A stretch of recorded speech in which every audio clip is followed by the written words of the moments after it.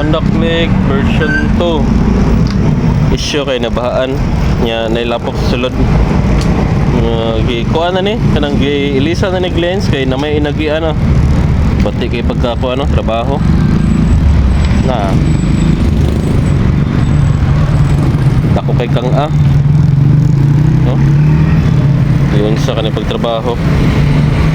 Amo lang try og i-juice nga kuan.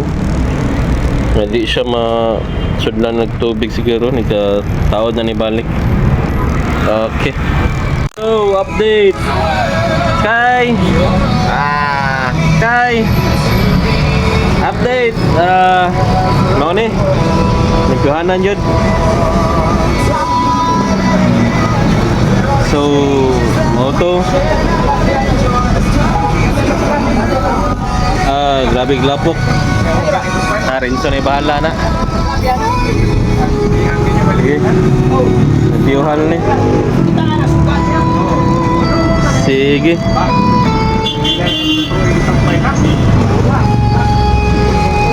Tumitag na. Lumot na rabaw. Sa assurance na nga ma-okay pa ba siya? Pero napuhan lang na to. Hindi na to paso ng LED yan eh. Sige. Alright. Ibang tangtang na mga kuan LED. Tara.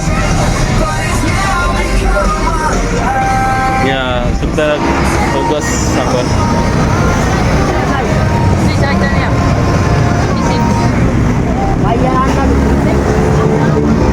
Okay, update na balik. Naghamag-hugas na. So, update. Limpyuhan na. Hi.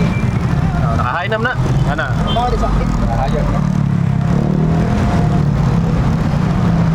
Alright. Good sira. Siga raman tanan. Daog. Lens na lang. Lens like uwang ani.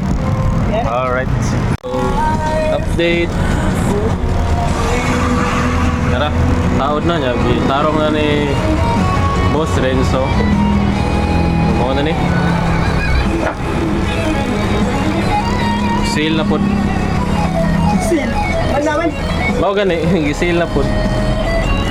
Taod na lang sa kuan cover niya, taod sa unit. Okay. Daog. So update. Siga na tanan na. Ang busina na lang ni bossing kay bisanan. So more or less goods na siya. Limpyo na ang headlight. Di para atong last. Alright. Maura to. Peace out. Nataon na day, wako ka video sa kuan uban sa pag tahi sa loyo. Pero good sa ni siya. Amo na nang gi tawag na.